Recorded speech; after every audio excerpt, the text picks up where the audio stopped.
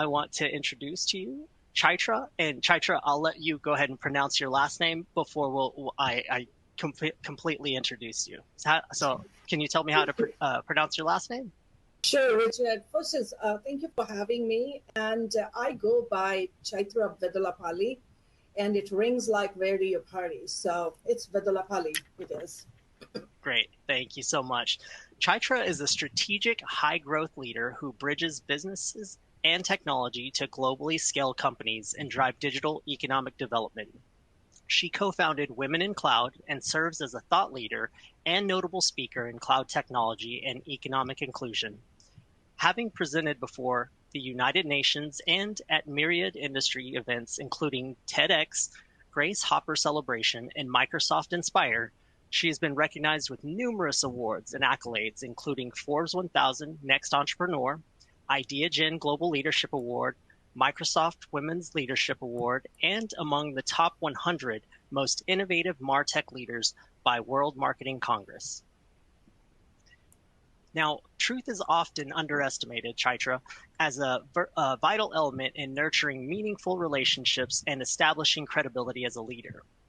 During this session, Chaitra will delve into some transformative power of trust in the workplace.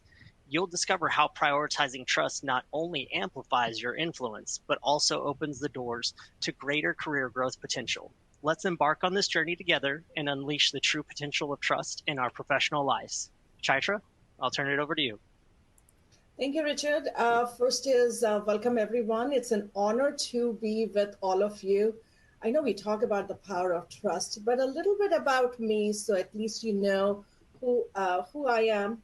First, I'm really a curious entrepreneur. I love to look at the world from a divergence mindset and like divergent mindset, looking at what can be changed, what can be automated, what can be transformed. So I'm always curious about why things are done the way it is done. I also love to collect great mental models and framework. I have learned due to being an engineer is the more mental models you have in your repertoire, it actually helps you execute things faster. That's kind of like, automation strategies for your mind. And I love to curate great people who can make moonshot ideas come to life. And that gets me very, very excited. So doing all this stuff, what I've realized is having a high trust relationship is crucial when you're embarking on big ideas, when you're working on innovations that require you to trust, put a trust in people and have frameworks to assess if they are the right folks who are going in that journey. So that's just me, why I spend a lot of time. And I learned pretty early on in my life, being at Oracle, being part of the global office, doing pricing and licensing with all the senior executives. It was crucial that if you don't have a high trust relationship, you actually cannot move up the chain. And the high trust relationship is the key ingredient to amplify your executive presence. And that's the essence we'll talk about today. Great. Thank you so much. Now, so tell us a little bit more about a high trust relationship. What exactly does that mean? And what matters to you the most about that? So, Richard, when we think about a high trust relationship, most of the people think it's just like, I believe in you. And it's a very emotional word. And when someone says, I don't trust you, then there is a breakdown in the relationship. As I talked about early on, I was in a conversation with my manager, and I was managing most of the pricing and licensing decisions. And everyone would sit with me and talk to me about it. But because I was very collaborative and transparent, realized that I was sharing some information I shouldn't. So she pulled me aside and said, listen, I want to have a high trust relationship with you. Can we make sure that you are committed? And at that time, I didn't realize what she was talking about, right? So I went on a journey on embarking on that discovery, saying what will make a high trust relationship. In a way, it's a formula. So it allows you to identify, do I have a high trust relationship or I don't? So the formula or a mental model is called as Rock of Trust. So the acronym stands for ROCC. R stands for reliability. Can I rely on the person? Can I trust that person?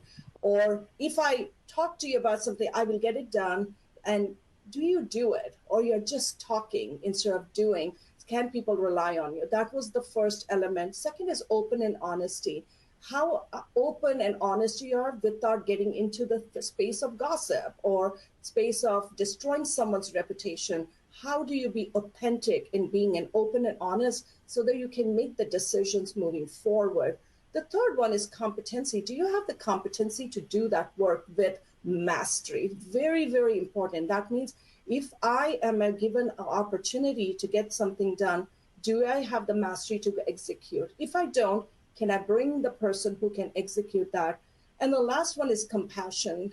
Compassion in the sense, do I have compassion by putting myself in the other person's shoes? So Richard, if I'm working on your team, I will be always thinking it's how can I serve you in the right way so that I'm looking from your point of view. So that's the framework as rock. And then if you give on a scale of 1 to 10 for each of the ingredient, you should be about 35. If you're not about 35, you probably have not a good trust relationship. So I always have that Rolodex and start tracking on every project. And also it's a beautiful communication tool to have a conversation with people saying that, listen, I feel like our trust has been a little bit compromised, and let me talk about where we can improve and how we can improve.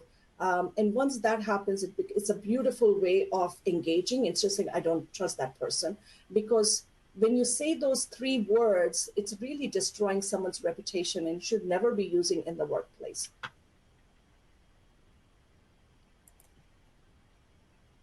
Richard, I can't hear you. Let's try that. Is that better? Can you hear me now? All right. Sorry about that. All right. Yeah. Thank you so much for explaining that so thoroughly. And to your point, how do you go about rebuilding that? Like, and what does that look like time-wise? How long does it take to rebuild that trust once somebody has broken that?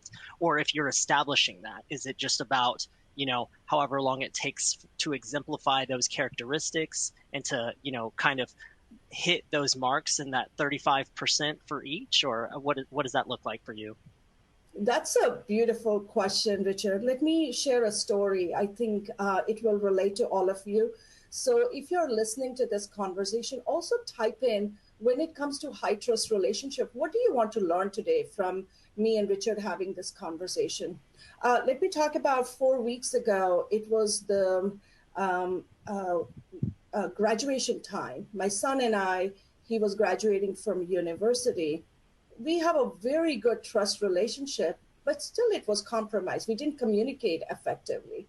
And we had this kind of uncomfort zone. We would look at each other and smile, but those smirky smiles, when you don't have a high trust, you can spot it. And I would text him. He's like, no, I'm fine. I'm fine. And I would say the same thing, but never tell the stuff till I had to pull aside and say, hey, I think we are not trusting each other in this situation. Is there anything we can look and figure out? And we went through the framework of rock framework, and we were able to figure out the R was something I compromised. He had relied on me on something and I didn't deliver. I didn't take my full responsibility on it. I had to listen to him, and that made a big difference. So it took really a 1 to 2 conversations to get in there, because he's a teenager or he's being an adult, getting into an adulthood, but it required that. But if you don't make an effort to have the conversation immediately, then what happens is you're just brewing negative thoughts about the person. It's usually when trust is broken, it's broken on both the sides, which is magical, because now you know that it's broken. If you're feeling uncomfort, the other person is also feeling uncomfort. So the executive leader in you should be the first one to take steps and have the tools to have the right conversation. Instead of saying the you conversation, you say, we talk about the we conversation. And that's the way you explore how to address trust. but sometimes it can happen in one call. Sometimes it takes a year because it depends upon the number of bruises that has been created in a relationship. Yeah, that's great. So you touched on a little bit about the emotional intelligence there, the just different people, needing time to heal, building that trust back up. Mhm. One thing, I want to jump to something really quick here. This may surround high trust, but I just want to see how this is involved in where we go from here. But I hear you've established the Hollywood Movie Fund and completed production of American Underdog. So if you could just tell us a little bit about your favorite movie and why take that bold step? And Richard, thank you for asking about this question because this is the one that keeps me very excited in a environment where the tech industry is so gloomy and so overwhelming at this point. Not that the Hollywood industry is not like gloomy right now with the strikes going on. This one was a moonshot idea because what we wanted to look at is if you need to change the narrative in the industry, you need to have a platform for right education. We have TED platform, we have industry platform, but the way you can change the narrative is the movies are the best way to change people's mindset because you have a dedicated time. It's an hour and a half, and you and the movie is giving you that interaction without somebody telling you what it is. You're absorbing it. A second is it's also for me was a nation building platform. Uh, 4 years ago, I had seen this movie called as Toilet. It was a very, I would say, emotional movie because it's based on the sanitation for women in India. And the government had all the policies and they had all the resources, but they just couldn't implement toilets for women because of the cultural issues, because they couldn't bring toilets inside the house. So a lot of the rural community had this conflict. So they had to build this movie to really drive educational and mindset shift. And by putting that movie together, they were able to bring 70% of all the rural ecosystem were able to implement toilets for women. So that for me was a very good case study saying if we embark on this journey, bringing the things that we want to change in the tech industry, we need to have is a platform that allows us to do. So that was the reason for me to go into Hollywood. And also, I love to watch movies. Every Friday, I'm in a theater watching. And the reason why I spend time is the emotional regulation you need. Everyone has a different way to regulate their emotion, but movies is the fastest way and the cheapest way to regulate your emotion without destroying your persona and your presence. My favorite movie of my lifetime, I would say Babylon is my favorite. It is one of the most intense movie I've ever seen because it evokes all the deep emotion that you have not even experienced. It starts with me shaking your mind. It talks about love. It talks about anger. It talks about goriness, and it talks about all the nasty stuff. But it evokes what you call as the emotional experience that you have never experienced. For me, that means a movie has done a great job. And it is also a change from silent era into talkie era, like people can talk and you can hear.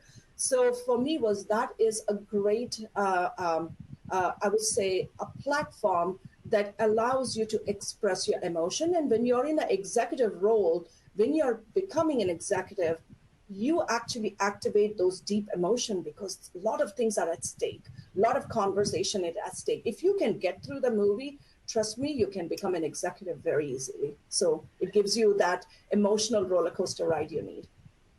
Great. That's amazing. That's awesome. I'll definitely have to check that one out. I don't think I've seen that yet, but now you make me want to go see it right now, right after this webinar. So, uh, You should. so yeah, absolutely. So executive presence matters a lot in today's environment, and it is the only ticket to these top leadership roles. In your eyes, can you tell us how does that look like, and what does that feel like? Sure. Executive presence is really your personal platform and how you show up. There are, when you walk into the room, or when you get into the room, people would say, I trust that person. It just comes to your mind. It's like, I feel safe. I feel confident that they will represent me. They have a body language that is very inclusive, or they have a body language that is terror, depending upon the presence. It's really the executive presence can be in favor of you or not in favor. So one is driven by fear, one is driven by love. So you need to know which leadership persona or executive persona you have. So in your mind, as you're thinking about it, think about the leaders that have a executive persona that's led by fear. That means they can create fear in you. As soon as they enter the room, you're shivering, you cannot speak, your throat starts to choking. And they are leaders. When they walk in, you just have a big smile on your face and your heart opens up. You want to talk to them, you want to engage with them. So that's kind of is a presence. It's automatically, intuitively, your body starts to react very easily. So that's a presence at the end of the day. So when you walk in, you should feel good or you should not feel good. That gives you level one understanding. The second thing is when you are thinking about how you build your presence, you also need to define that, am I leading with fear or am I leading with love or empathy? So that is your determination factor, because then your persona, how you show up, that all comes to you. In the current 21st century, most of the leaders need to lead with empathy. Otherwise, they're all alone because the Gen X and the Gen Zs, they love leaders who are leading with empathy and love, and they care about the planet, the people, and also profit for the company. They do care about that. So your requirement is to be the leader that can be led with empathy. And I know all the insight leaders have this persona with leading with love and empathy, which is phenomenal. Now, the three ingredients on executive presence is really the trust. Can I trust the person? And on a scale of, 1 to 10, being on the ROC framework, you can rate your leader. You can say, I can rely on them. When I need them to be on my side, I can rely. Are they open and honest? You can rate them on that. Compassionate. Are they compassionate? Can they understand what I'm going through? Because every individual is going through a very difficult time in their life, from the COVID to the economic recession, through the massive changes that is coming in the world, and also the geopolitical issues that are brewing right now. We are in a very unstable environment. So are they empathetic to understanding? And the last one is, are they competent? Can they really lead the organization? So that's kind of your trust factor with your leader. And then you also need to rate yourself and say, can the leader trust me on my capability to show up? Can I be their right hand? Can I be their left hand? Can I be supporting the organization so they feel I am there for them? The second one is access. Are we creating access for each other? Most of the leaders who are very successful, they're creating access for career opportunities or personal development opportunities, or maybe even personal opportunities that they are working on, new projects, new idea. They pull you in because they trust you. So that's very important. And the last one is the charm, which is your personal presence of how you show up. It's your signals, which I talked about. Are you leading with fear or leading with empathy? It's your facial expression, how you dress up, how you show up. Do you have more smile on your face? What's the signal you're emitting on every time? When you walk into the room, do you have phone and you're checking your phone and you're giving a signal to people that I don't care, I am very busy? So it's very important. Those are subtle things that really either make you charmful or you cannot. So that's kind of the basic ingredients. And from spotting the presence is start looking at, that's why I say is I love movies, because I can spot the signal. I'm like, oh, they're frustrated, they're angry, they are in love. Oh, they are not going to do what they say they are going to do. So it's a very good way to learn. And then use the same thing in your workspace, observing. So when you're in the digital Zoom call or a Teams call, look at who switches on the camera, who doesn't. When they switch on the camera, are they showing up well? Are they engaging, or they're on their phone or distracted? If they are not on the camera, look at the voice modulation. Are they excited or they are frustrated? What are the words they use, the language they use? That kind of gives you a very good signal. Are they committed or they are not committed to the mission that you are embarking on? That's kind of the executive presence in nutshell, is trust, access, and charm, which is really your signals that you're emitting. Oh, that's great. So let me ask you a question to that effect. To the two styles, there's empathetic and then there's fear. Have you seen, or in your own personal opinion, either one, or maybe you can share both, which have you seen those leadership styles where people have progressed further in their career? Is there one over the other, or is it kind of about the same? It just kind of shifts with the generation? I would say is you should have adaptable and situational leadership implemented. Um, when I was at Microsoft, I got this opportunity to go take situational leadership skilling, and that one was probably one of the best leadership style that I learned. So yes, there is all the leadership, but situational leadership goes into when you have somebody new who's working with you, you need to be more directive. So you're directing and they are just executing. So that kind of match. Once they understand the skills, then you go into enabling them. You're enabling, you give them the project and they can go think, they can get things done. The third phase of that is your coaching. They come and they come up with the ideas, and then they will basically engaging with you on a coaching and getting your sponsorship at that time. And the last one, it is more inspirational. You're looking for them. They are looking to you to be a role model and an inspiration. So those things are very situational. Sometimes it goes literally in a month. Sometimes it takes years. Sometimes it takes decades. So based on the relationship you're working on a project, you can start from a directing, or you're enabling, you're coaching, or you're inspiring. And when you get that one, it's the situational leadership in there. Now, to activate the situational leadership, your executive presence has to be also amplified, because when you're directing, sometimes the fear is the only way to get things done, because you don't want people to take you lightly. But when you get into the coaching and inspiring, it is led with love, because there's high trust in the relationship. So kind of using these multiple leadership styles will help you get there. The new one, which is now in the market, which is gaining a lot of the traction, is called as adaptable leadership, or adaptability leadership, or AQ leadership. This one is how adaptable you are. How can you manage all the things that are coming in? So if you think about all the leadership models out there, if you really focus on high trust relationship with a human being and you create access for each other, I think you have made a big difference for both the parties. Great. That's great. So let me ask you this. So can you share an experience where you had to challenge the status quo in like a difficult situation and use your executive presence to inspire change and leadership like within your organization? Absolutely. I think I live in the world because I'm an entrepreneur, and I'm also a community owner. Now I'm a fund owner. Most of the time I come in with challenging a status quo.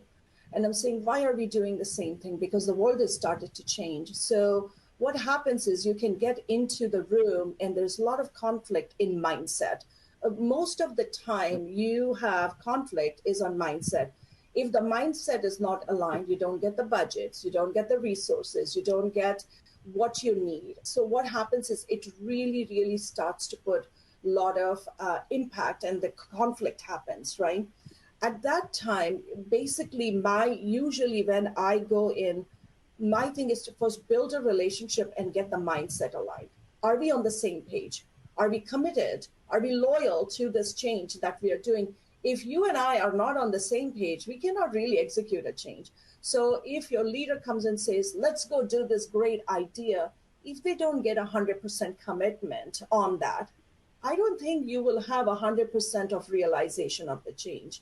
So having the trust building experience around the initiative, and we have a very much a mindset alignment, allows you to inspire the change within the organization. And once you do it, the budgets open up, all access to resource open up, people get to be happy doing what they are doing, and the change seems very easy at that time.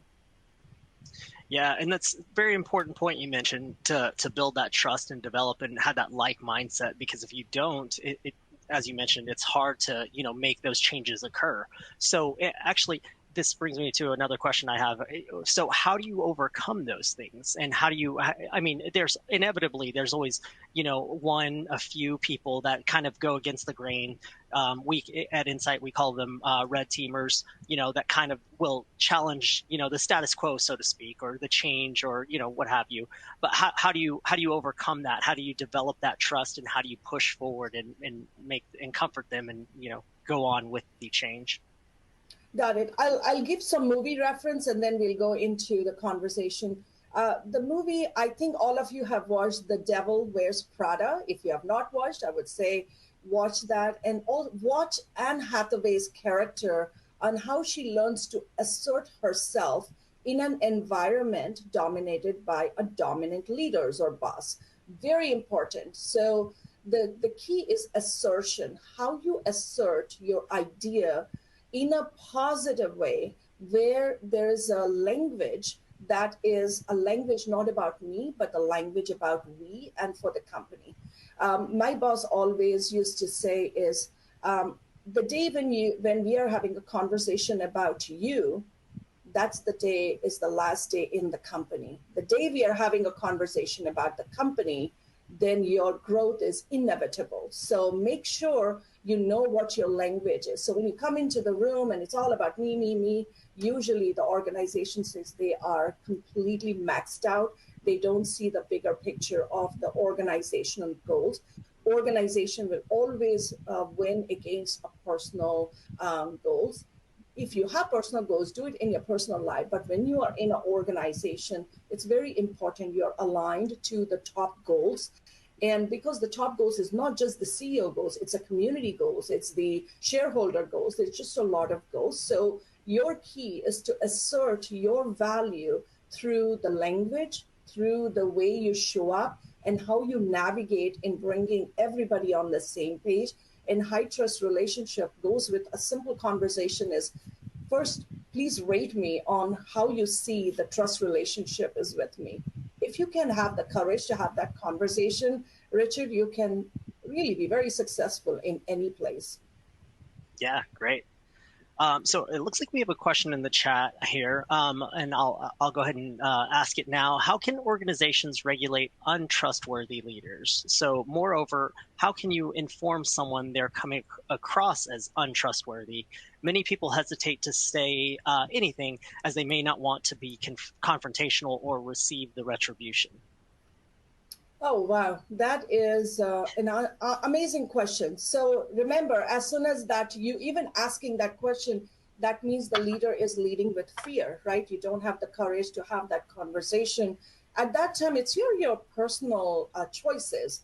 Is this something you have the courage to have a conversation with the leader saying, I do want to have a conversation because I feel as our trust is violated or compromised, and I want to show up to be my ultimate potential to contribute to the organization, and I cannot do it today effectively. Have that one-on-one conversation, not in the water cooler areas where you're talking to other employees and stirring the pot. That's gossip. Once the gossip goes out, you are at a high risk for being laid off. Very simple, right? Because if you look at the many people who are being let go, is one of the characters, they did not contribute to the organization the way the organization leaders needed. Now, let's say you had a great conversation, they are ready to listen to you, and you're working on that, and still it is not moving forward in the direction. At that time is a decision you have to make. Is this something you're ready to commit another a minute, 10 minutes, a year, or 2 years to really lead this conversation, right? To give your contribution. If you are not heard, you're not seen, you're not inspired, you're not being aspired to do your ultimate self, that's the time you really have to ask. And if you don't have the answer, go seek out to the people who are leaders, and your leader is trust the other leader to figure out what else can you do, because sometimes it's very situational And it may be some project that happened where that thought is there in their mind and they cannot get out of it. You have to release that memory out before both the parties can move forward. Great, such great advice. Releasing that and just kind of moving forward, and trying to maintain building that trust, or building it back up rather. We do have another question. Do you have advice for people in entry-level positions looking to learn leadership skills that will make a difference on their team? And before you answer that, I do want to plug shamelessly, we do have leadership programs here at Insight. So the first one is Aspiring Leadership. Please feel free to talk to your leader about that program, and I'll turn it over to you, Chaitra. Sure. First is please take advantage of all the corporate leadership programming. It's very, very important. That's how I started building my own leadership skills.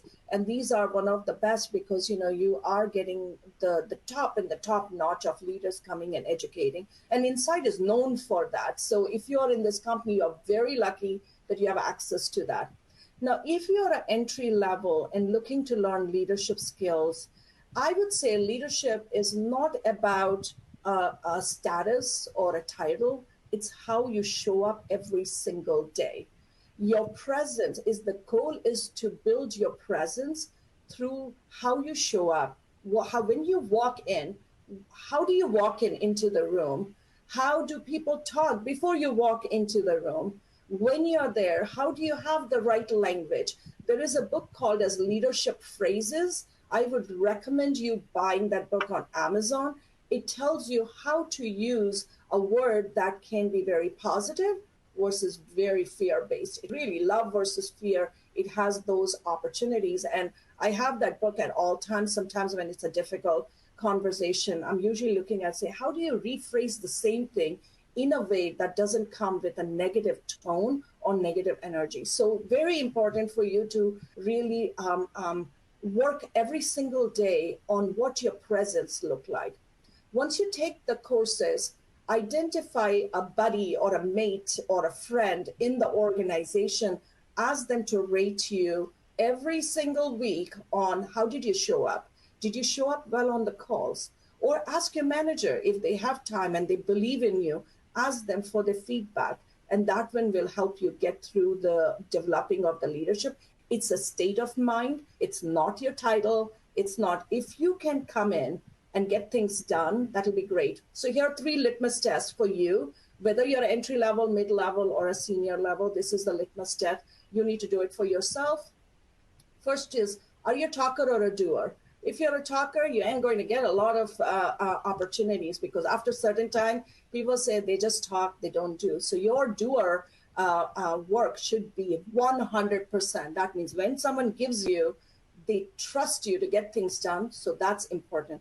The second litmus test is, are you a taker or a giver? Are you taking all the time or are you giving? So look at the last 10 interactions with your boss. Did you give or did you ask? If the boss got a lot more, then what happens? You're on the right side of the game. If the last 10 interaction did not happen, where you're just saying, I need this, I need budget, I need resources, I need this, what happens is you're taking all the time. So it's a very important litmus test. It should be at least 50-50 in a relationship. And the third one is a negative versus a positive mindset. Are you coming with a language where you're coming and saying, this doesn't work, that doesn't work, like this doesn't happen, that doesn't happen. So what happens is you're creating a vibe that you cannot get things done. You just talk about it. You're bringing the negative energy, bringing the entire team down. So instead of that, you say, wow, I like it. I would love to do a pilot. Let's figure out how we can do a pilot. Is there a way I can contribute to someone else's team to really step in and run? That is what is a litmus test. If all of 3 is strong for you, trust me, nobody can stop you from being that executive leader in the organization. I'll promise you, I'll write it 100% and give you the check too, because that is truly determined for you. Your career growth will be on a very high trajectory. That's great. So back to leadership styles. We have another question in the chat that says, how can you transition between a fear-led leadership to adaptable leadership? So let me rephrase it, is how do you change from being a fear-based or fear-led leader to becoming more adaptable leader? Is that what the question is? Yeah. I guess more so like how do you transition if your primary style is fear led, but you want to kind of adapt that? How do you go about doing that, or what's the best way to do that? Got it. So the opposite of fear is love. So you need to really look at love and look at instances of how you show up for them.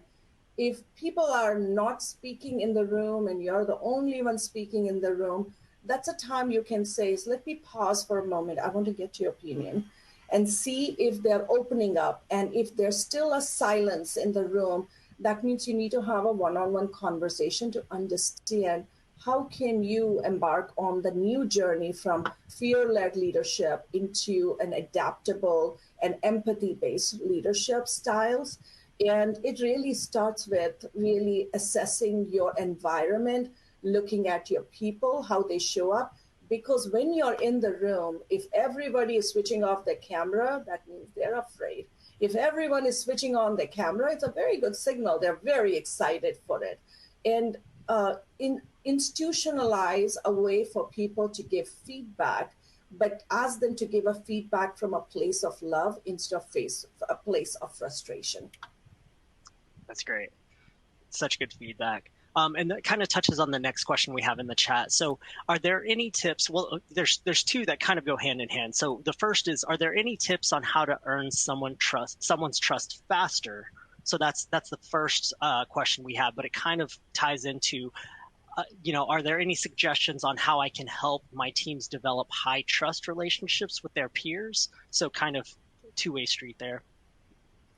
Beautiful question. So first is to earn our trust faster, use the ROC formula and see that you're high on the trust factor with the person.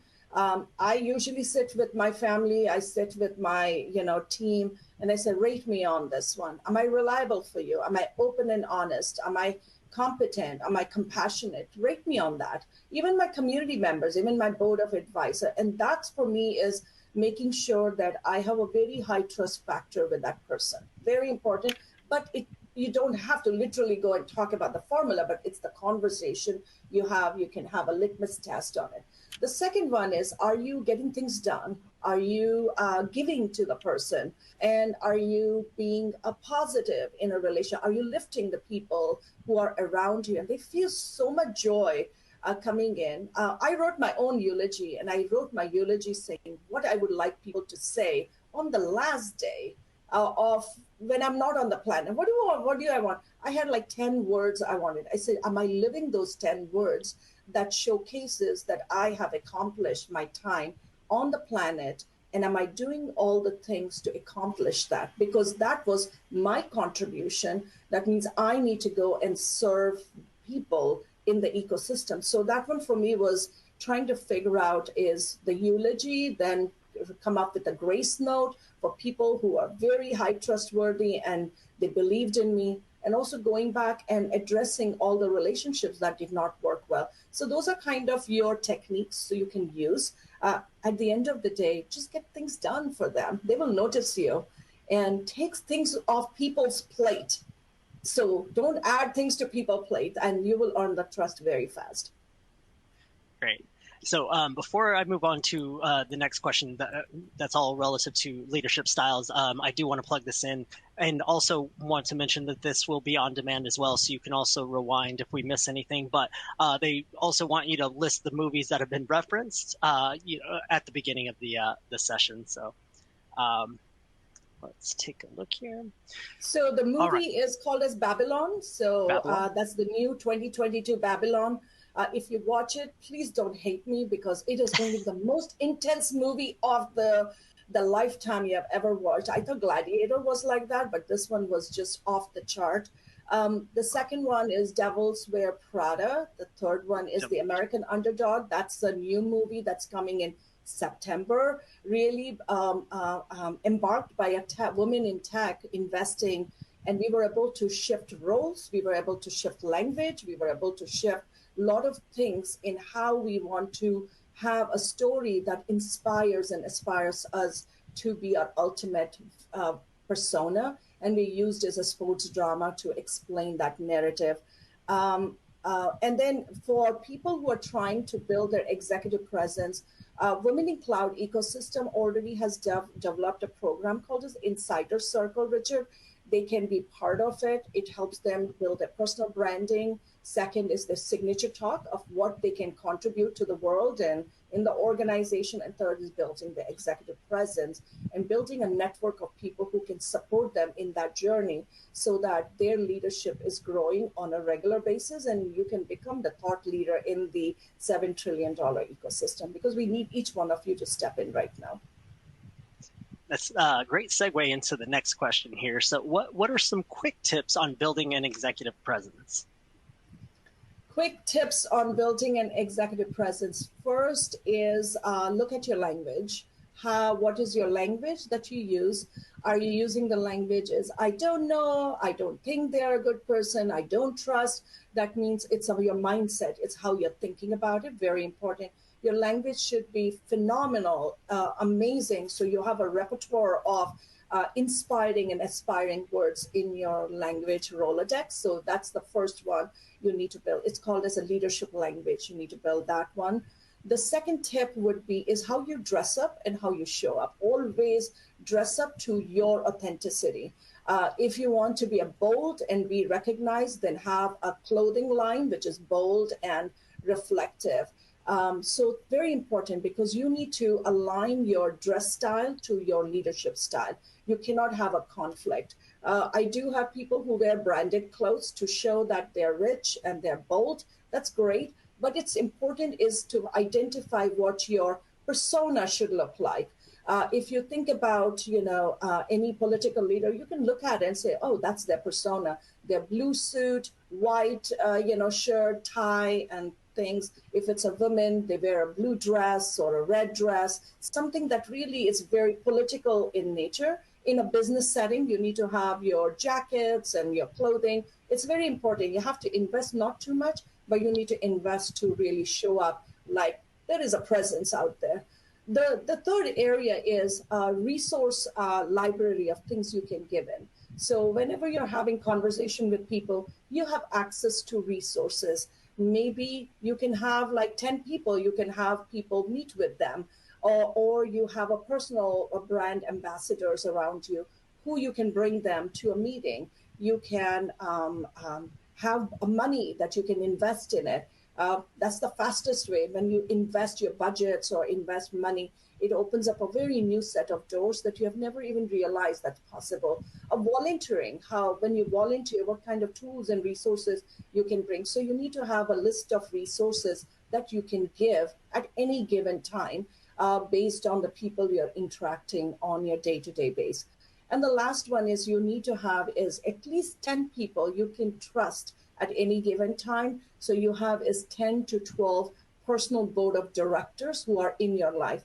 I have a doctor, I have a lawyer, I have a CPA, I have like different type of people, because depending upon the topic I'm dealing with, I have a trusted advisor in my life to help with that. So think about those micro activities that help you build it. But at the end of the day, when people give you something, you can get things done. If you can do that in beautiful smile on your face, you show up really well and inspire everybody, your executive presence is already activated.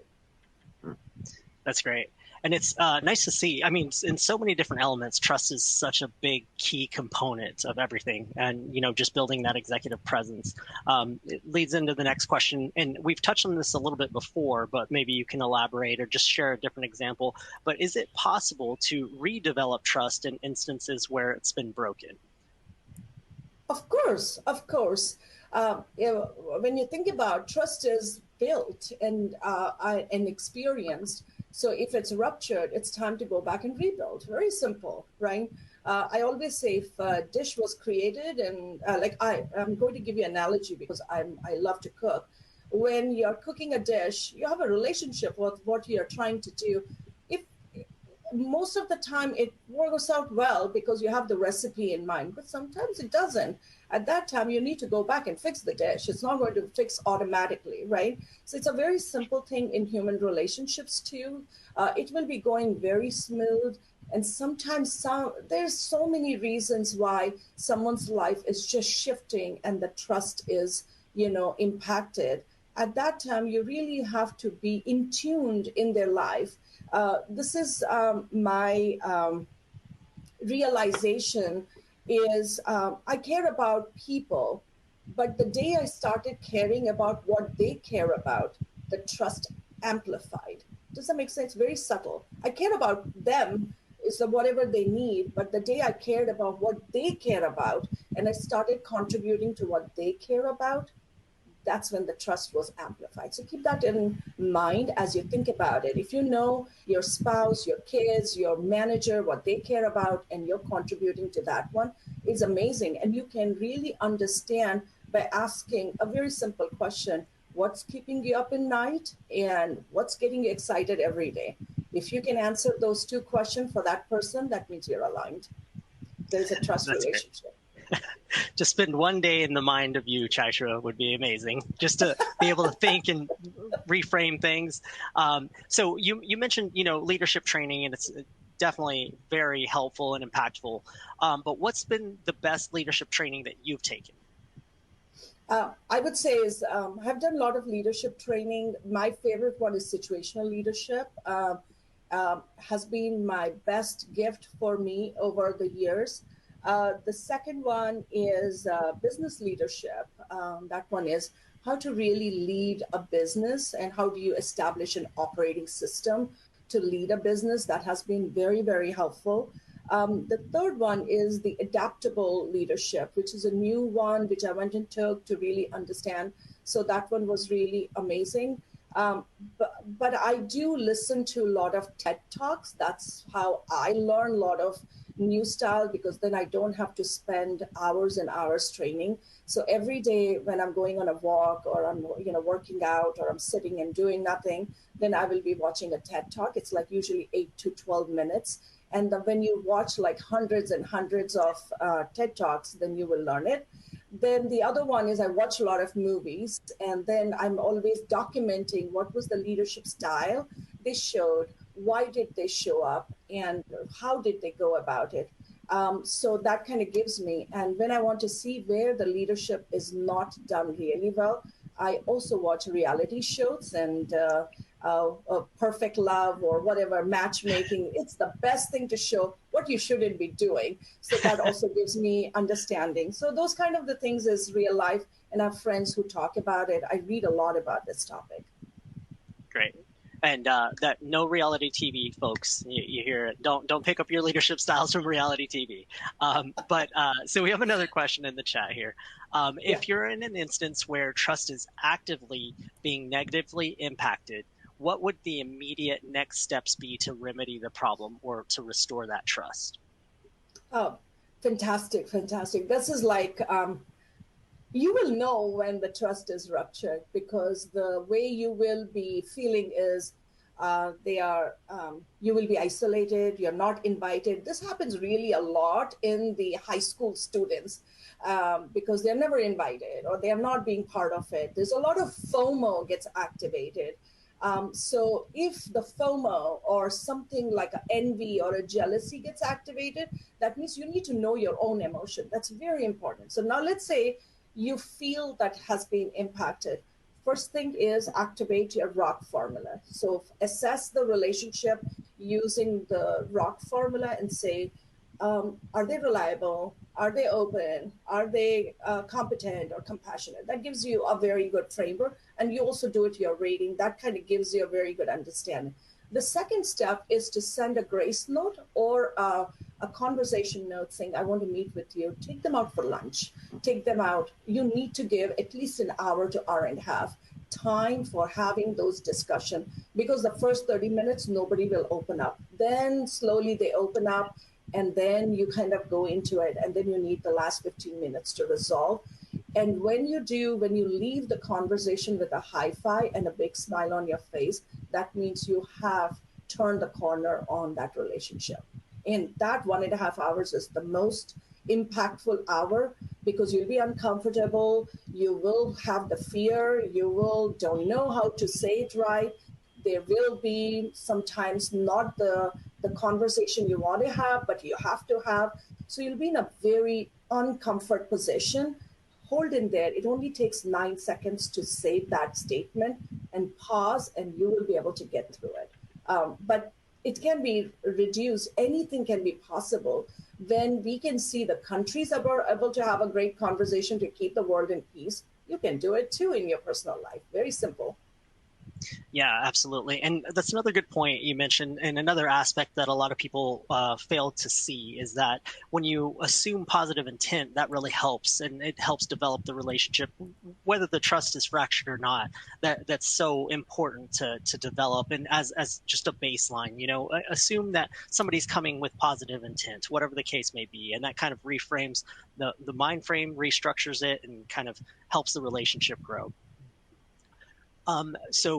Quick question. So on the names of the books, somebody wants you Yes. to list the names of the books that you had mentioned before. Got it. The first one is the leadership phrases. That's the first book, I would say. The second book, I would say, is the executive communications, is another book that you should have in place. And then, Richard, I will curate a list of 10 books that people should read and 10 movies that people should watch around developing. And anytime you have learned something, feel free to send me a note and say, I'm struggling with this situation.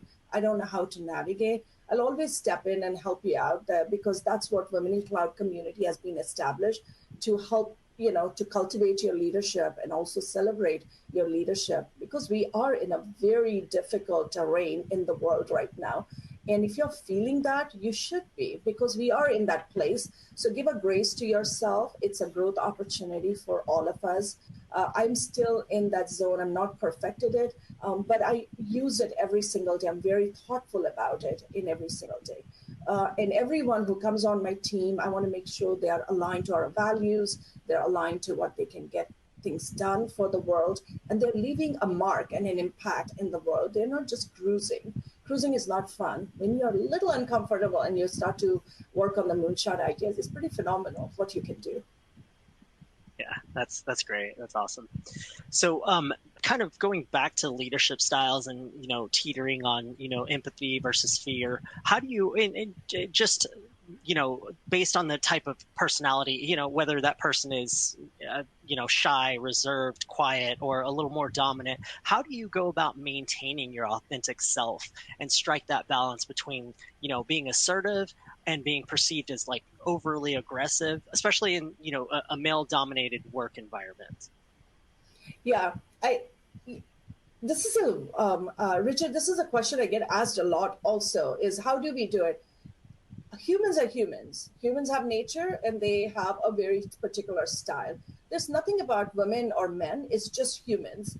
Humans are motivated to do what they need to do. And everyone has a motivation of why they show up the way they show up. And sometimes it's really driven through their childhood environments and trauma and situations that they show up, and they have a posture they have in the world. Your goal is not to really try to break the posture. Your goal is to collaborate with your authentic self. That's the authentic self. You bring the authentic self. You don't have to morph to who they are. You need to be who you are. As I said, start with the right language. If you're working with a dominant person, let's say, they need something from you, but don't allow them to dominate you. You have a language, you assert them and say what is possible and not possible. Just don't say yes because they're dominating. You also have a power to push back. That's your personal power. You can push back with options on the table. So it's very, very important. Now, let's say you're shy. I would say that's a statement you have told yourself not to address the problem.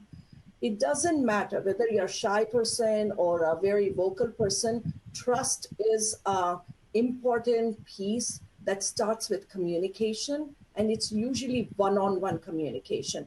When you can get that right between the two people, like a handshake, the handshake is always a give and a get. If you get that right, the handshake is right, then everything is free. There's nothing about whether you're shy or you're bold or you're persona, but it's really how you're evolving that relationship. Great. So we have another great question in the chat, and this one's it cuts a little bit deeper. So I was once advised to allow my manager or executive to take credit for my ideas/work in order to develop trust with the leader. What's your opinion or advice on this? Oh, wow. This is a very deep question. Allison, thank you. Great question. So let's start there. An executive or manager, they are driven by their scorecard metric. Your idea is a contribution to their metric. So when you are working on a project with them or an initiative which impacts their scorecard metric consistently, that means that they're recognizing you to be on their scorecard. If they are adding your work on the scorecard, that means they value your work. That's the first one. If your manager values that particular one and they come to you for all the time, that means you're already recognized, you're already seen. As I said, the day your idea becomes the only reason for you coming to the work, that means that's the last day you should be in the company, because you are creating ideas to contribute to your manager's scorecard. That contributes to their scorecard and then contributes to the corporations and the board of directors scorecard. Everything needs to be aligned. If the manager particularly says, is like, I will never give you the credit, or they are not giving the credit, that's a time for you to have a conversation, because you're holding resentment. You will never show up well after that. Once that thought has gone in and saying they're not giving me the credit in the broader goal, that's the time you say, is there a way that I can be acknowledged for my contribution that I'm making to your scorecard? It's a very simple one. Sometimes they don't even know that is happening, because that may be their blind spot. So you can help them see the blind spot and help them address it. But I tell you, as most of the people, I would say 98% of the people are a very nice, genuine people in the corporation. And when you're working on projects, sometimes it's just an oversight. But if you're working for that 2%, it's time for you to leave. That's my opinion. Great. Thank you for that. And so kind of sort of on the opposite end of that spectrum, right? So what strategies do you particularly employ to ensure that your voice is not only heard, but respected and valued within your organization as a thought leader or an impact leader?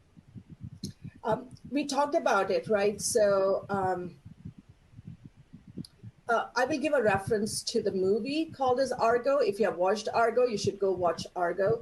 The lead character, calmness in crisis, demonstrate the power of executive presence in critical situation. And these are usually critical situations when you are not getting recognized in the broader world, because at that time, people are talking about metrics, scorecard, quarterly business review, budget reviews. It's very important. So you kind of look at how they go about it. When you see that, it's really the language that you speak, the body signals you bring to the table, how you articulate. I talked about the executive communication book, so bring that. It will help you, show you the language of how you articulate the value of your initiative on the broader spectrum of the organization.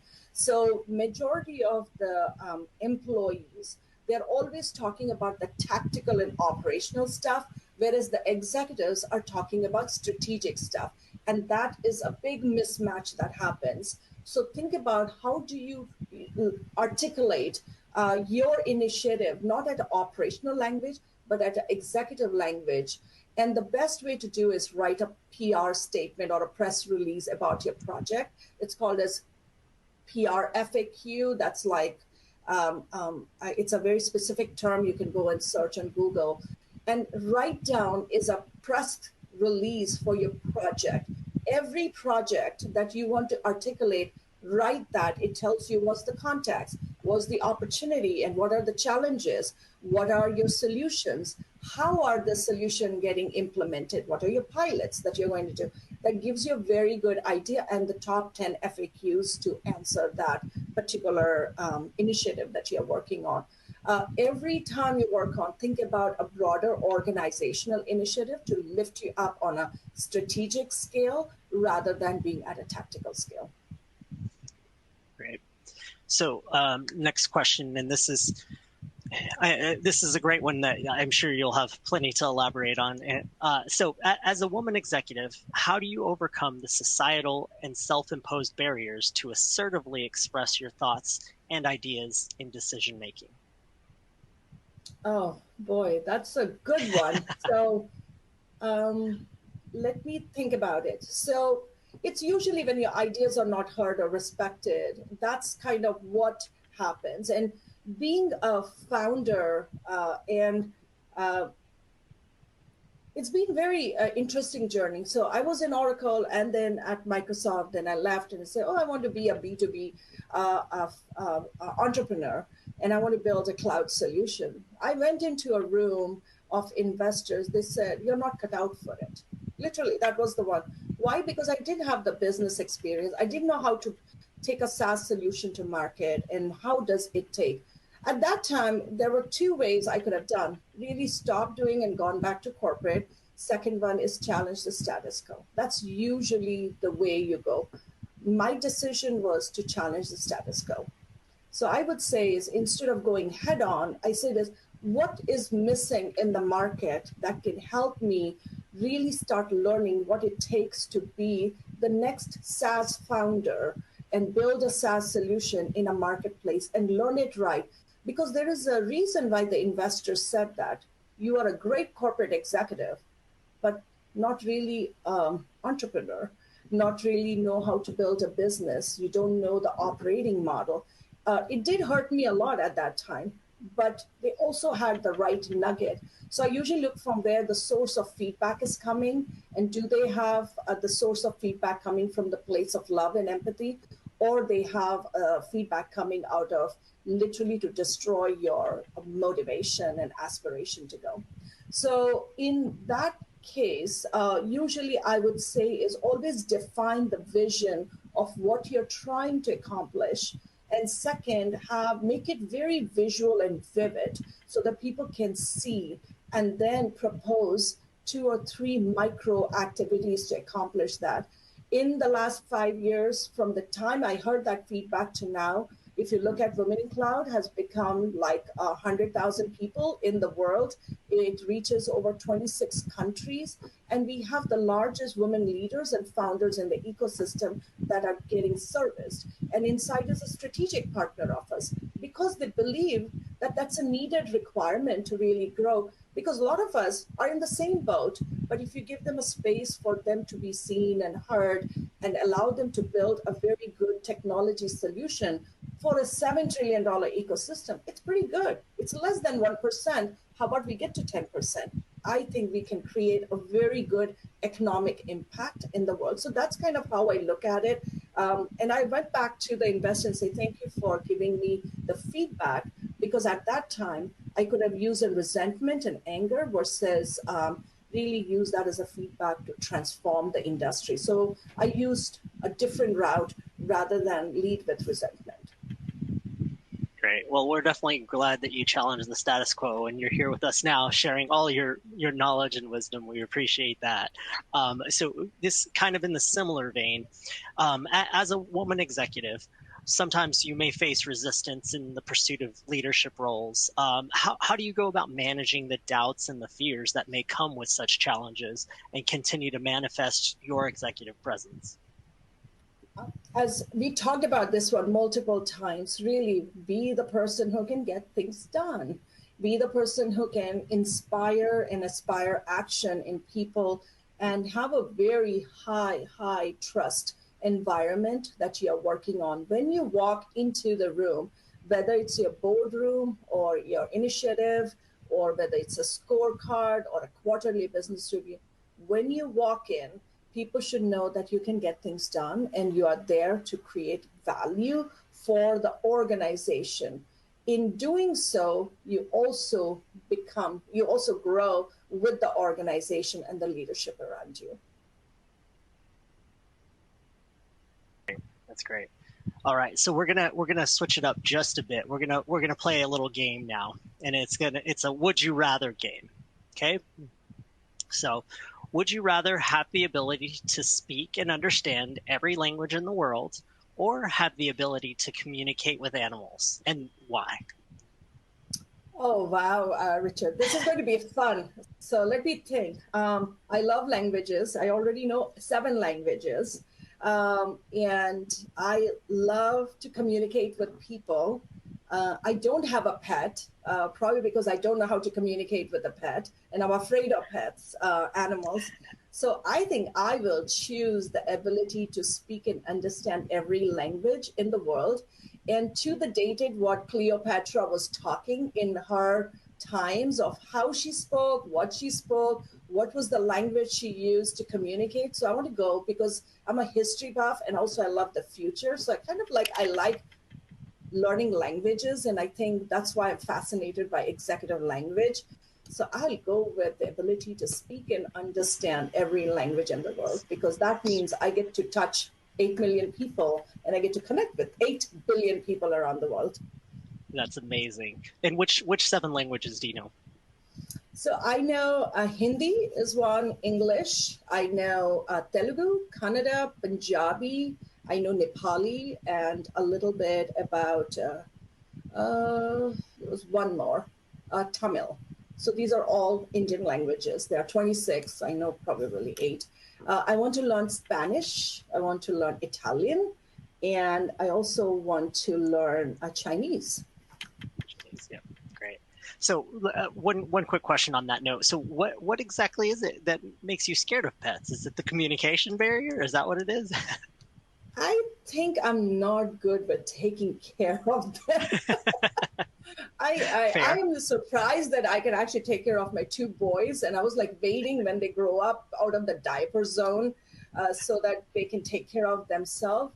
But I don't know. I just, anything that is silent, I don't know how to communicate. I need somebody to have a conversation with me. I like the music. I like the experience. With animals, I've tried multiple times. I'm like, I don't know if I can really take care. I cannot understand when they are sad or they are happy. But when you can talk, you can actually express, I'm sad, because I cannot read people's mind or just see and say what expression they have. Great. That's great. So, would you rather have the power of invisibility and be able to go anywhere undetected, or have the power to fly and explore the world from above? Richard, I want both. So both the superpowers I want to have, so I can fly and be invisible, so I can really see what's happening around the world. But if I have to choose, I think the power of invisibility. I like to be. I am, as I said, that's why I love watching movies, because it's an invisible experience. You're there but not there, and you're also undetected. So it allows you to not be overwhelming to people when you're there. So even when I'm going into any events or stuff, I try to be as invisible as possible. I'm never in the main place. I love to watch people, especially when they're smiling and they're happy and they're excited about. I love that because, we are on this planet, what, 50 to 80 years. That's kind of probably a traditional lifespan that we have. And in that one, are we really living an ultimate life? Because when you look at the history, you see is our time on this planet is so little, so tiny. It's like a speck. And are we making our life as happy as possible? So if I'm invisible, I want to see people and see if they have any trouble or challenges, have some mystical power, make them happy, and then go away. They should never know that I even was there. That's great. That's amazing. That's amazing. Your superpower, but you're still doing great things for others. That's awesome. So let me ask you: would you rather have an unlimited amount of money but never be able to spend it on yourself, or have enough money to live comfortably but be able to freely donate and help others as needed? And I kind of already know the answer based on your last answer. So well, go ahead. I'll let you elaborate. uh, I would love somebody to give me the unlimited amount of money to create the change we want in the world. Um, because if you look at 70% of the population struggles a lot, they usually are struggling to live their life. So if I have that unlimited money, it's really to deploy back into the society. Because for me personally, I think I have accomplished is basic living and living a good life. Right now, the next, I would say, 20 years to 30 years till the last day I say bye-bye to this planet, to really go back and donate everything that's possible to create an impact and a legacy that we saw people, we helped people, and especially in the tech industry, going through such a large amount of transformation. We're all coming together to make a change, and all of us are actually known for making a change and leaving the planet in a better state than where it is. That's great. And that, I mean, so every question that I have in my mind, you almost answer in the previous question. So it's a little bit funny, but would you rather live in a technology driven world without nature, or live in a nature world without technology?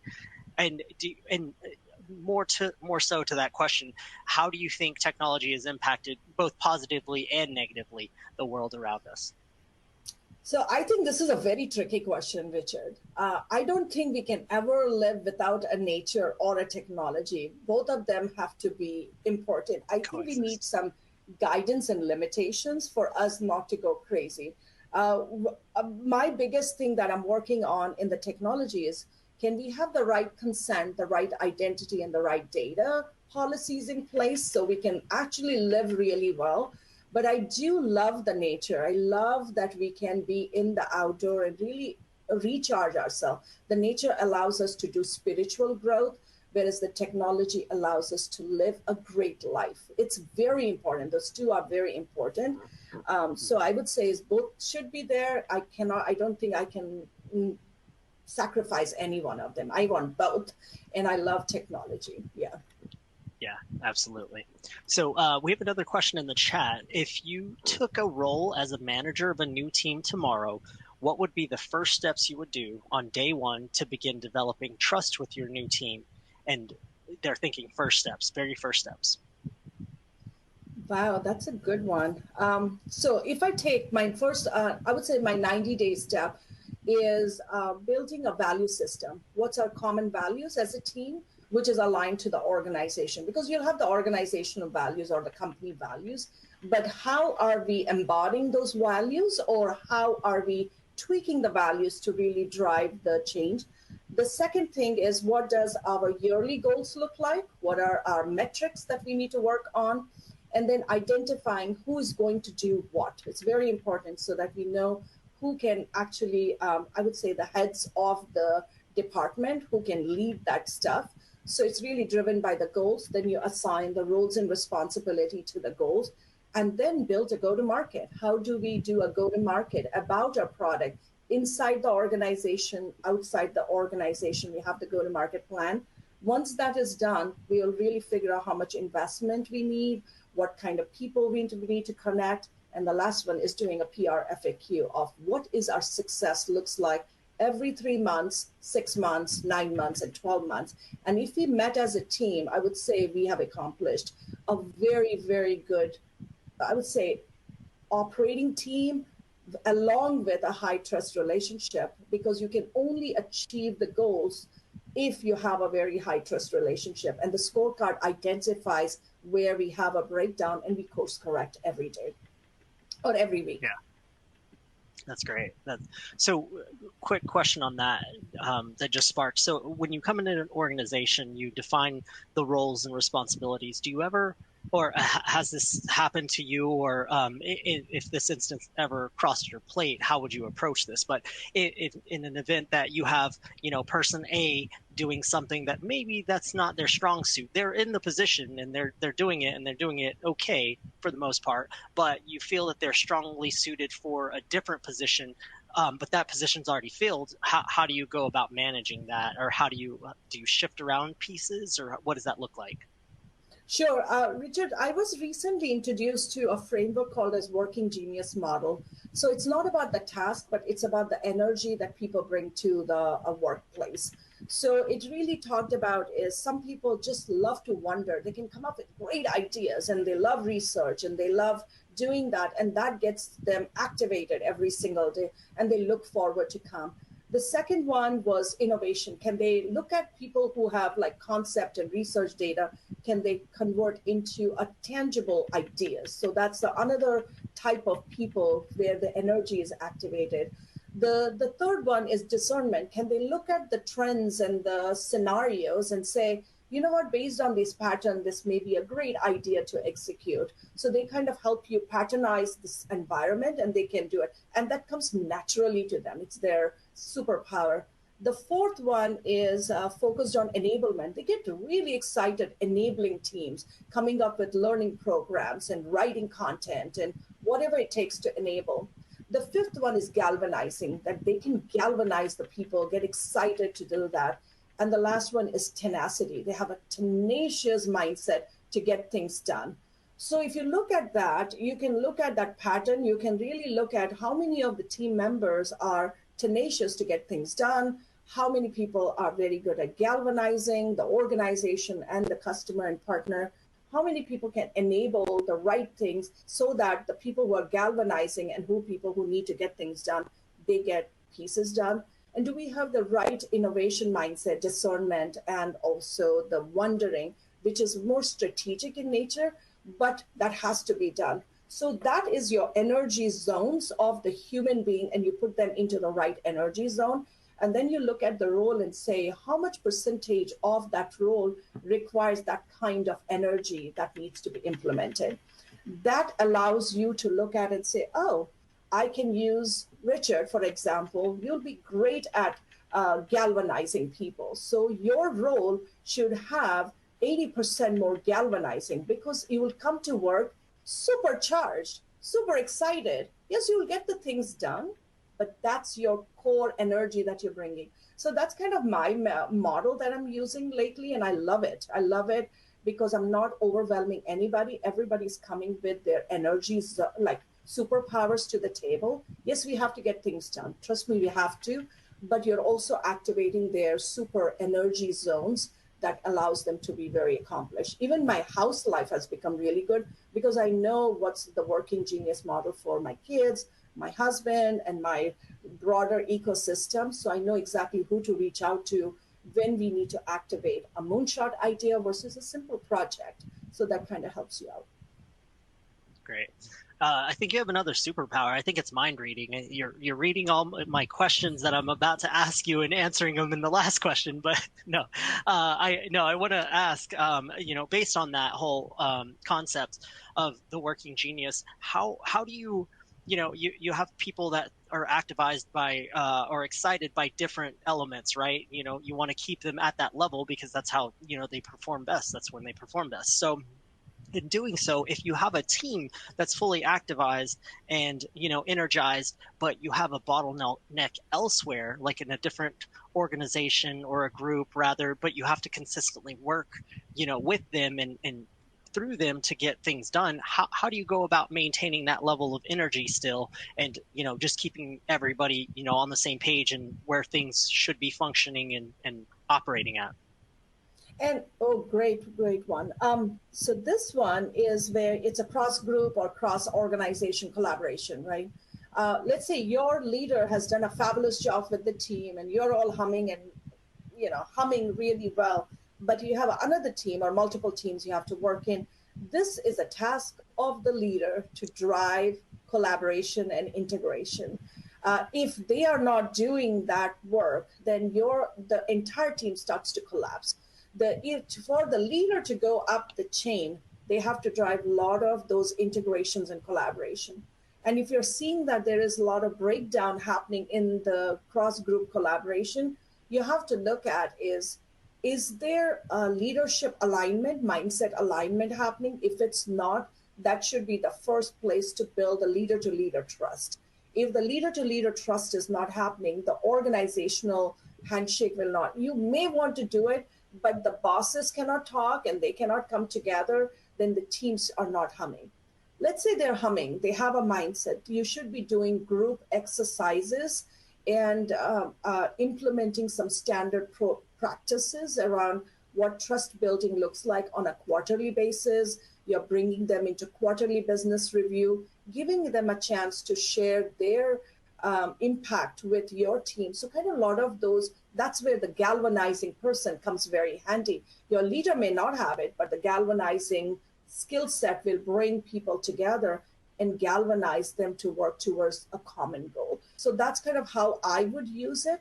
But it's really a super task of the leader that they have to drive those organizational alignments and integration. That's perfect. So that kind of, again, I don't know how you keep reading my mind, but we'll segue into my next question I have for you. So have you handled situations where those dominant personalities are, constantly overtaking meetings and conversations? And how do you handle that? How do you, as you mentioned before, if they're not like-minded, the two leaders aren't like-minded, how do you go about overcoming that? Assertion is the key strategy, and also a language to articulate that assertion is very, very important. Usually this happens in the scorecard reviews, the budget reviews, or strategy reviews, where you will see one or two people dominating it, or if you have been not allowed to speak and expecting you to speak, it would be it is something you have to really look at the situation. Let me give you an example. I think it will help people realize it. I came from a cultural background where when your manager is there in the room, you should never speak. That's how we were raised. So if your parents are speaking, you cannot speak. If your elders are speaking, you cannot speak. So if you have that cultural conditioning that was done, you can come into the workplace and you're bringing the same cultural conditioning into the workplace. So I was in a meeting in Oracle, and I would have all the plans I would have done, but I would give it to my boss to do it. And my boss would say, no, you speak. You have done all the heavy work. You speak. I said, no, I'm not speaking. And it was like for 3 months, we had back and forth, back and forth. And one day I said, this is not how I was taught in my growing up. Always the elders had to speak. He says, I'm not an elder. I said, but you have a boss title. So he had this interesting, he said, no, but I give you the permission for you to speak, right? So you have to really look at the situation. But once he gave me the space and we had a very clear alignment, then I was able to speak. Even when I was speaking, I was afraid what I would say that would trip the whole conversation up. But the boss was so amazing. And he said, I'll always cover your back. Whatever you say, if it's wrong, I will step in and reinforce or reinstate or frame the conversation so it's not pulling you down, but lifting the whole organization up. But that's the high trust relationship that we had built. But if you don't have the high trust, you couldn't have those deep conversations around cultural conditioning, emotional conditioning, spiritual conditioning, sometimes even religious conditioning. And those things always come in the backdrop, and you don't know how to navigate it. So my thing is always look at the situation and see why you do what you do. Talk to your boss, talk to your team, and explore how do you drive assertion into the conversation with the right language instead of complaining, because complaining will not get you anywhere. Yeah, and that's a great point. I think there's so many factors to consider, but that one really is probably overlooked, I would say, quite often, and most of the time is, that the cultural background and how it incorporates with the role and the job and everything else that comes into play. So, last question. We have about 6 minutes left, but can you describe a high stakes situation where your executive presence diffused tension and led to a positive outcome? Sure. High stakes situation. These are usually boardroom like environment, budget conversation, licensing conversation, contracts, decisions on strategic roadmap, product roadmap. Those are very high stake because every minute is money. Every minute is reputation. So those are high stake. And compromise is usually not the word in those one. It's usually agreements that needs to happen. I've been on many partner advisory council, and one of the most amazing experience is the Microsoft Partner Advisory Council. It's really board-like environment, and our feedback is extremely critical and necessary for shifting the strategy of where the Microsoft partner ecosystem have to go, what they have to do, what are the offers that have to be implemented. At that time, you're activating your executive presence because it works as the platform for you to be seen, to be heard, and to be celebrated. So when you are coming in, you're really coming in with your language of how you show up and how you articulate. Are you articulating just for your company or for a greater a representation of the partners? So it's very important what the language looks like. Second is body signals. How are you presenting? How are you sharing? Are you sharing with a lot of frustration, or are you sharing with a place of saying, we have frustration, but here is how we need to think about it, or and kind of conversation. And the third one is articulation of your ideas on the table. You know that the ideas will never be implemented. Go with the expectation that none of the ideas will. However, when you articulate options, it's usually called as Goldilocks model, something too warm, something too soft, something just right. Always have a Goldilocks options on the table. So when that happens, people are usually excited because they're not cornered into one idea. What they are looking for is a person who's open for one or many ideas. Are they able to articulate effectively? Are they showing up well? And when you are in that environment, you show up in a way that people can trust you to have complex and difficult conversation. It's nothing about you. It's about the topic in hand. And if you remove your emotion, it becomes very easy to find a solution for the challenge that is on the table.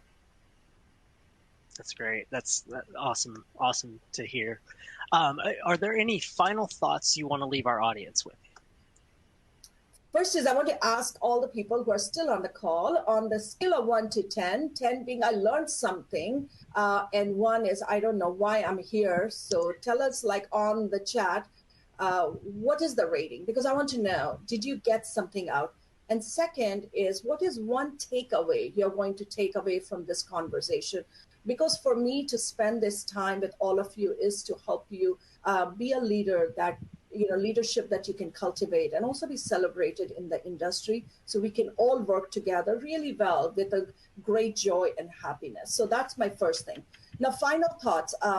Ensure that your executive presence is a leadership platform that you're building. It is your platform. You have to invest time, energy, resources to really build it. Start taking micro action and every day work on it.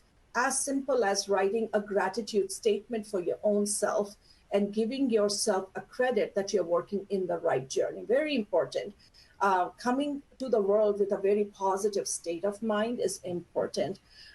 Third is join the Women in Cloud community. We would love to host you. We want to celebrate you. We want you to be part of the dinners. We want you to be part of the Hollywood movie experiences, part of the educational CXO series that we are putting, and also be part of these conversations where we can work together as a unit and build a very high trust relationship between organizations, so you all get to grow together, because there's a lot of work in the world that needs to be solved for, and each and every one of your superpower is very important to leave the world in a better place than where it is today. That's great. Chaitra, we cannot thank you so much for just offering your time. I definitely want to thank you and the Insight Alumni Program for putting this on. Thank you all the participants for joining. This session, it was recorded and will be available on demand at insight.com. Also, don't forget, a survey will be sent out to let us know how we're doing. And we'd greatly appreciate that if you'd fill that out for us. Again, Chaitra, thank you so much. Really appreciate your time and all your executive knowledge. Thank you so much. Thank you, Richard. You were fabulous at hosting this one. So kudos to you. I would love to work with you in future and come and host some of these conversations with Women in Cloud. And thank you for having me today. Yes, absolutely. Thank you so much.